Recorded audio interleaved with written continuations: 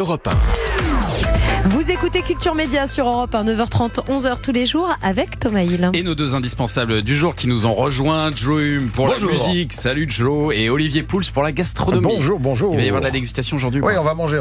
Ah, très bien. Ça sent déjà. Et puis on accueille avec bonheur le comédien Stéphane Guillon. Bonjour Stéphane. Bonjour Thomas. Merci d'être là.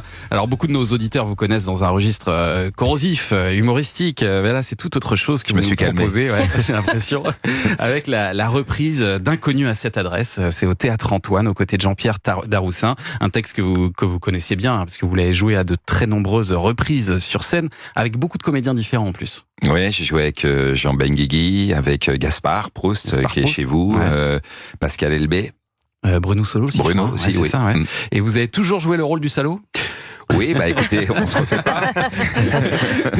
Le rôle de Martin. Alors, il faut expliquer, Inconnu à cette adresse, c'est l'histoire d'une amitié entre deux hommes marchands de tableaux. Vous jouez Martin, c'est un Allemand qui vient de revenir des États-Unis pour habiter Munich avec sa famille. Et puis Max, joué par Jean-Pierre Daroussin, qui est un juif américain d'origine allemande, qui lui est resté à San Francisco. Et toute cette pièce, en fait, c'est leur correspondance à tous les deux. Ils vont s'échanger 19 lettres entre 1932 et 1934, au moment où Hitler et le national-socialisme émergent en Allemagne. Et ce qui est fou, c'est qu'au départ, votre personnage, Martin, il est plein de doutes. Hein. Il se demande si Hitler est bon pour l'Allemagne. Il est partagé, en fait. Et c'est la force de la pièce, c'est-à-dire comment un homme ordinaire finalement va basculer dans la monstruosité, dans la trahison d'une amitié. Et c'est un peu, je sais pas si vous l'avez lu, le livre de Robert Merle, La mort est mon métier. Comment un homme ordinaire devient un monstre. C'est ça. Et c'est vrai qu'il est mon personnage au départ. Il est bourgeois, il est bonhomme, il est sympathique. Il est très sympathique, mais je pense qu'il faut, parce que il faut en faire il faut le jouer comme ça, et c'est au fil des lettres qui va basculer.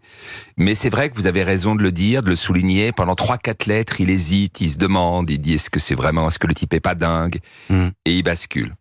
Et il bascule dans l'adhésion au nazisme, au point de rejeter même son ami juif, de lui demander de ne plus lui écrire, mais quand même de continuer à lui envoyer le fruit de leur business commun. Il perd pas de l'or. Mais ce qui est, j'imagine, particulièrement intéressant à jouer pour vous, c'est ça, c'est cette lente bascule d'un homme ordinaire et assez sympathique. Au début de la pièce, on a un odieux personnage à la fin. C'est un texte que j'avais déjà vu jouer il y a une dizaine d'années, mais alors là, j'ai vraiment eu l'impression de redécouvrir totalement ce texte grâce à votre jeu, je le dis, et puis grâce à la mise en scène qui est très réussie. Faut la souligner aussi, de Jérémy Lippmann. Oui, et j'encourage, parce qu'on a certaines personnes qui nous disent « Ah, mais je l'ai déjà vu », comme si on disait « Ah, j'ai déjà vu le Misanthrope », mais revenez, parce que c'est vrai que Jérémy Lippmann a fait un travail de scénographie assez incroyable. Il a composé une musique originale, il est très bien entouré. Il y a des vidéos, des illustrations. C'est un vrai spectacle. C'est plus une lecture. C'est ça, et c'est un très bel écrin pour vous. Il faut expliquer que Catherine Cressman-Taylor a écrit ce texte 1 an avant la Seconde Guerre mondiale, sous le nom de Cressman-Taylor, parce qu'on pouvait pas croire à l'époque qu'une femme puisse écrire un texte comme celui-là. C'est ça l'histoire ? Oui. C'était pas possible qu'une femme écrive ça. Non. Et je ne ferai aucune vanne. Ah non, mais non, oui, vous êtes vraiment assagi, hein. Il a changé, je ne le reconnais pas moi-même. Et ce texte, il a été joué à très nombreuses reprises.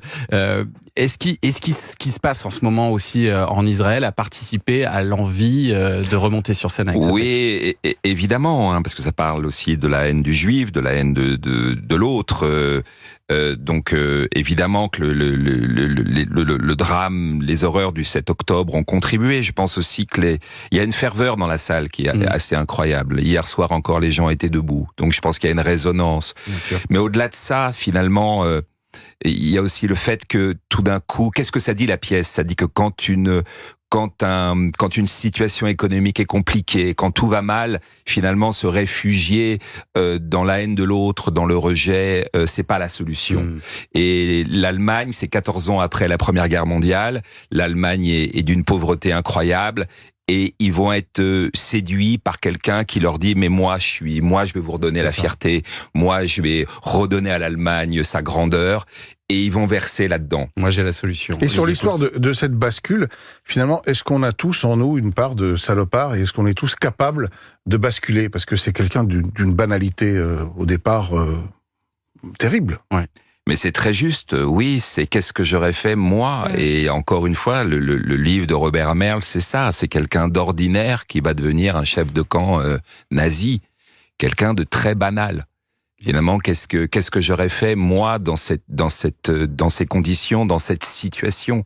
Parce que Martin, il a aussi une pression. Il le dit à un moment donné. Si je fais pas ça, je vais perdre mon boulot. Donc, il va céder. Il va aller vers le mauvais côté. Et c'est évidemment une question qu'on se pose quand on est dans la salle. Inconnu à cette adresse, c'est en ce moment au théâtre Antoine du mardi au samedi à 19h.